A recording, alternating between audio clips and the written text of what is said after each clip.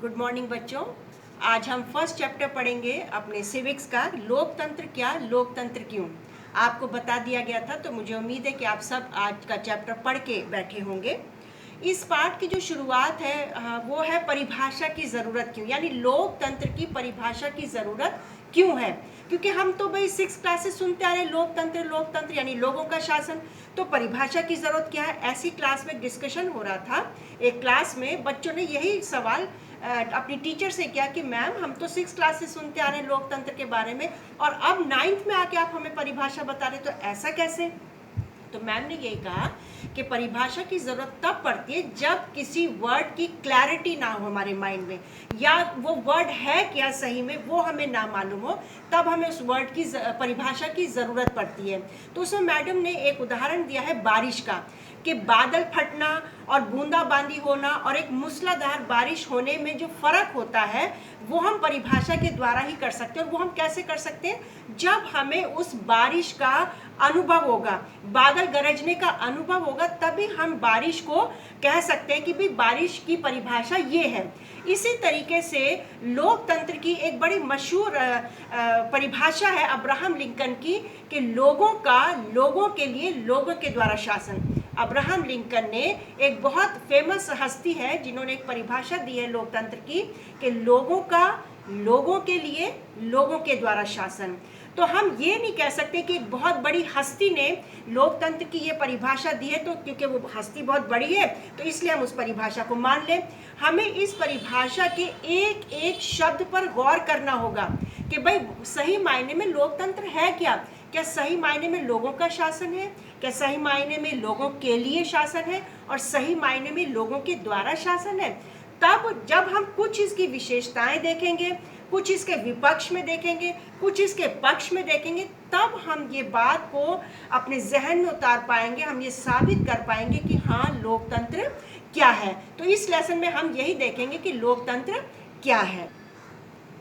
English में लोकतंत्र को डेमोक्रेसी बोलते हैं, हम सबको मालूम है डेमोक्रेसी बोलते हैं। और अगर हम इस डेमोक्रेसी के ओरिजिनल वर्ड पे जाते हैं, जो कि यूनानी भाषा का एक शब्द है डेमोक्रेशिया। डेमोक्रेशिया, डेमोक्रेसी का डेमोक्रेशिया एक वर्ड है, डेमोस प्लस क्रेशिया से मिलकर बना है, दो वर्ड से मिलकर बना है, डेमोस प्लस क्रेशिया, यानी यूनानी भाषा का शब्द है ये यूनानी भाषा का शब्द है, डेमोस प्लस क्रेशिया।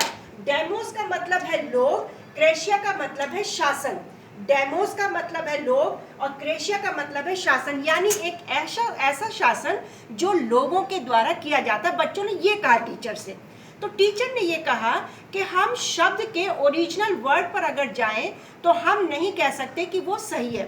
ओरिजिनल वर्ड हमें कुछ और मीनिंग बताता है, लेकिन जैसे जैसे वक्त गुजरता जाता है मीनिंग चेंज होता जाता है।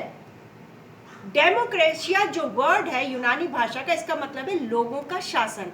तो उन्होंने एक उदाहरण दिया कंप्यूटर को लेके, कंप्यूटर वर्ड का एक उदाहरण उन्होंने लिया। उन्होंने कहा कि जब शुरू में ये कंप्यूटर वर्ड आया था तो इस शब्द की जो उत्पत्ति हुई थी, उसका मूल जो शब्द था वो जुड़ा हुआ था एक गणना से, यानी गिनती करना, बड़ी संख्याओं की गिनती करना।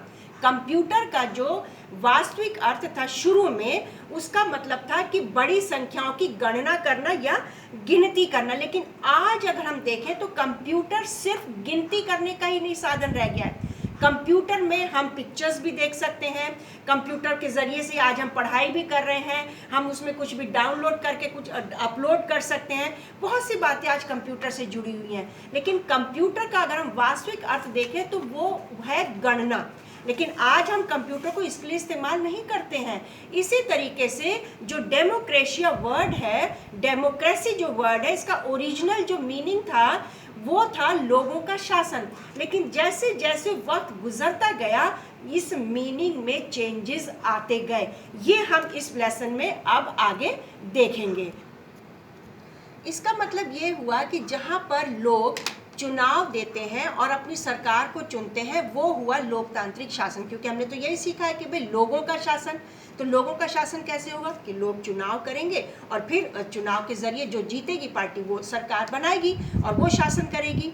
लेकिन ज़रूरी नहीं है कि जिस देश में चुनाव होता है वहाँ पर लोकतांत्रिक शासन ही हो। इसको हम एक उदाहरण के ज़रिए से देखेंगे।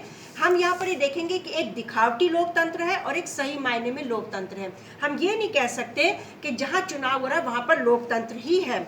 एक देश में ऐसा हुआ कि वहाँ पर लोकतांत्रिक शासन था, लेकिन एक मिलिट्री रूल आया वहाँ पर, यानी कि आर्म फोर्सेस का एक जो हेड था, जो जनरल था, उसने लोकतांत्रिक शासन को हटाकर, क्योंकि वो बहुत मजबूत था, बहुत ताकतवर था, पूरी मिलिट्री उसके साथ थी, उसने लोकतांत्रिक सत्ता को हटा के सरकार को गिराकर अपना शासन उस पर कर लिया। वो खुद वहाँ पर राष्ट्रपति बन के बैठ गया और उसके बाद उसने एक चुनाव भी कराया, लेकिन क्योंकि वो ताकतवर था, पूरी मिलिट्री उसके साथ थी, तो उसने क्या करा कि लोग उससे डरते थे। और जब चुनाव हुआ, एक जनमत संग्रह हुआ। जनमत संग्रह यानी एक बात रखी जाती है जिसके लिए लोगों को हाँ या ना में जवाब देना होता है, वो कहलाता है जनमत संग्रह। तो उसने जनमत संग्रह कराया। अब लोगों ने डर की वजह से सबने हाँ कर दिया, उसकी सरकार बन गई, उसने संविधान बदल दिया सारा, यानी लोकतंत्र हट गया और उसकी सरकार बन गई। और उसने चुनाव भी करा दिया, लोगों ने डर के मारे उसी को वोट दिया। तो क्या हम इसको भी लोकतंत्र कहेंगे? क्योंकि यहाँ तो चुनाव हो रहा है, लोग चुनाव कर रहे हैं, लोग सरकार चुन रहे हैं, तो क्या हम इसको सही मायने में लोकतंत्र कह सकते हैं? क्या ये सही मायने में चुनाव हुआ? इसके भाई अब जब अगर हम परिभाषा देखें तो उसके मुताबिक लोगों का शासन है, यानी जनता चुन के ला रही है। लेकिन यहाँ पर जनता चुन तो रही है, लेकिन कैसे चुन रही है?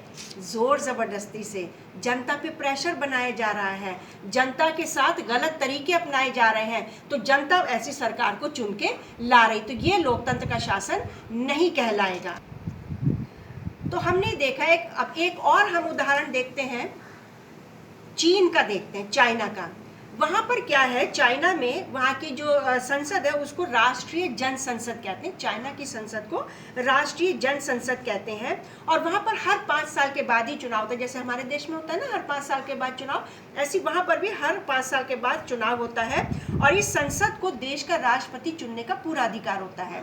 ये देश के राष्ट्रपति को चुनती है। पूरे चीन में लगभग 3000 सदस्य आते हैं राष्ट्रपति को चुनने के लिए। चीन में जनता तो बहुत सारी है, लेकिन चुनाव कौन करते हैं? सिर्फ 3000 लोग सदस्य आते हैं पूरे चीन से। और कुछ सदस्यों का चुनाव सेना भी करती है। यानी चुनाव लड़ने से पहले सभी उम्मीदवारों को, जितने उम्मीदवार कौन होते हैं? जो चुनाव लड़ते हैं ना, जो खड़े होते हैं पार्टी की तरफ से, तो सभी उम्मीदवारों को चीनी कम्युनिस्ट पार्टी से मंजूरी लेनी पड़ती है कि भाई हम चुनाव लड़ना चाहते हैं। पार्टी वहाँ पे चीनी कम्युनिस्ट पार्टी जिसको बोलते हैं, उससे मंजूरी लेनी पड़ती है। और अगर वो मंजूरी देती तो तभी वो चीन में चुनाव लड़ सकते हैं, अदरवाइज वो चुनाव नहीं लड़ सकते हैं। तो ये तो एक पार्टी की बात हो गई। अब हम समझ सकते हैं कि जब एक ही पार्टी इजाज़त दे रही है तो इसका मतलब चुनाव में जीत किस पार्टी की हो रही है? ऑब्वियसली चीनी कम्युनिस्ट पार्टी की ही जीत हो रही है। तो चुनाव तो हो रहा है, लेकिन क्या सही मायने में ये लोकतंत्र है? इसको हम लोकतंत्र कहेंगे? ये हम खुद सोच सकते हैं अपने दिमाग से, क्योंकि लोकतंत्र का मतलब ही लोगों का शासन है। इसमें सही मायने में लोकतंत्र हम इसको नहीं कह सकते। लोकतंत्र में अंतिम निर्णय लेने की शक्ति लोगों द्वारा चुने हुए लोगों के पास होनी चाहिए। चुने हुए प्रतिनिधि जो चुन के आए उनके पास ये ताकत होनी चाहिए कि जो लोग चुन के आए वही देश के उसमें हक में या देश के फायदे में या जो देश के हित में है उसके लिए काम कर सकें।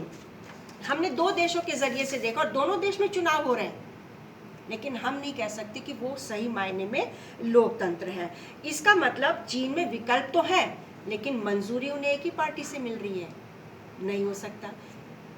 दूसरी जो विशेषता है, पहला, ऐसे प्रतिनिधि होने चाहिए जो जनता के द्वारा चुने गए हों और जनता के हित में काम करें, जनता के लिए। दूसरा हम ये देखेंगे कि चुनाव में विकल्प होने चाहिए, यानी ऑप्शंस होने चाहिए। ये नहीं कि 2 ही पार्टी हो या 3 ही पार्टी हो, बाकी किसी को चुनाव लड़ने का अधिकार ही ना हो। तो ऐसा होना चाहिए कि चुनाव में बहुत सारी नेता खड़े हों, बहुत सारी पार्टीज हों, ताकि लोगों के पास ऑप्शंस हों, विकल्प हों कि भाई उन्हें किस पार्टी को चुनना है। तो ये हम दूसरी विशेषता देख रहे हैं, यानी कि लोकतंत्र निष्पक्ष और स्वतंत्र चुनावों पर आधारित होना चाहिए। निष्पक्ष होना चाहिए और स्वतंत्र, उसके ऊपर किसी का प्रेशर नहीं होना चाहिए, ताकि सत्ता में बैठे लोगों के लिए जीत हार के समान असर हो। यानी जितनी पार्टी खड़ी हुई है या जो लोग चुन के ला रहे हैं उनके ऊपर कोई प्रेशर ना हो। वो प्रेशर में आके काम ना करें। ये है लोकतंत्र। फिर एक आता है एक व्यक्ति एक वोट एक मोल। एक व्यक्ति एक वोट एक मोल, इसका मतलब मैं आपको समझाती हूँ। यानी एक व्यक्ति एक वोट एक मोल। हर व्यक्ति जो 18 साल से ऊपर है, 7th क्लास में पढ़ चुके हैं, सार्वभौमिक व्यस्क मताधिकार हमारे देश में, यानी जो 18 साल से ऊपर है उसको वोट देने का अधिकार है, चाहे वो किसी भी धर्म का हो, जाति का हो, लिंग का हो, स्त्री हो, पुरुष हो, कोई भी हो, अमीर हो, गरीब हो, सबको वोट देने का अधिकार है। और सबके वोट का वैल्यू बराबर है, हर किसी के वोट का वैल्यू बराबर है। तो यानी एक व्यक्ति एक वोट एक मोल, हर व्यक्ति के वोट का मूल्य बराबर होना चाहिए। इस प्रकार से हम देख सकते हैं कि एक लोकतांत्रिक सरकार सिर्फ इस कारण से मनमानी नहीं कर सकती कि उसने चुनाव जीता है, पहली बात। फिर हमने देखा कि उसे भी कुछ बुनियादी तौर तरीकों का पालन करना होता है, खास तौर से उसे अल्पमत यानी जो कि अल्पसंख्यक हैं उनके बारे में सोचना है, उनको कुछ गारंटियां देनी है, उनका आदर करना है, अल्पसंख्यकों का यानी जो माइनॉरिटीज़ हैं। फिर हर प्रमुख फैसला लंबे विचार विमर्श के बाद करना, ऐसा नहीं कि जल्दबाजी में फैसला हो और लोगों का उसमें हित ना हो। तो हर फैसला सोच समझकर विचार विमर्श करने के बाद उस सरकार को करना है, क्योंकि जनता ने ही उसको चुना है, जनता ने उसको चुना है, तो जनता के हित में ही फैसला होना चाहिए। हर पदाधिकारी को उस पद के साथ जुड़े अधिकार और जिम्मेदारियां संविधान के द्वारा दी जानी चाहिए। हमें मालूम है संविधान क्या है। संविधान एक दस्तावेज है जिसमें सारे नियम कानून लिखे जनता के लिए और सरकार के लिए। तो जो सरकार बनी है उसके पास भी संविधान के द्वारा दिए गए नियम और कानून होने चाहिए।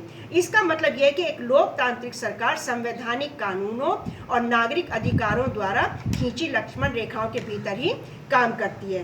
तो यानी परिभाषाओं का सारांश क्या हुआ कि लोकतंत्र सरकार का एक ऐसा रूप है जिसमें शासकों का चुनाव लोग करते हैं, जिसमें शासकों का चुनाव लोग करते हैं। तो इसका मतलब लोकतंत्र एक ऐसा शासन है या एक शासन का ऐसा रूप है जिसमें लोगों द्वारा चुने गए शासक ही सारे प्रमुख फैसले करते हैं। दूसरा, चुनाव लोगों के लिए निष्पक्ष अवसर और इतने विकल्प उपलब्ध कराता है कि वो चाहे तो मौजूदा शासकों को बदल भी सकते हैं। फिर यह विकल्प और अवसर सभी लोगों को समान रूप से मिलने चाहिए, सार्वभौमिक व्यस्क मताधिकार होना चाहिए। चौथा, इस चुनाव से बनी सरकार संविधान द्वारा तय बुनियादी कानूनों नागरिक अधिकारों के दायरे को मानते हुए काम करती है। तो ये आज हमने देखा, आधा पाठ हमने आज पढ़ा, आधा पाठ हम 7 तारीख को पढ़ेंगे। अभी वर्कशीट आपको डाल दी जाएगी, उस वर्कशीट के हिसाब से आपको क्वेश्चन आंसर्स के जवाब देने हैं और 7 तारीख को हम फिर मिलेंगे। God bless you.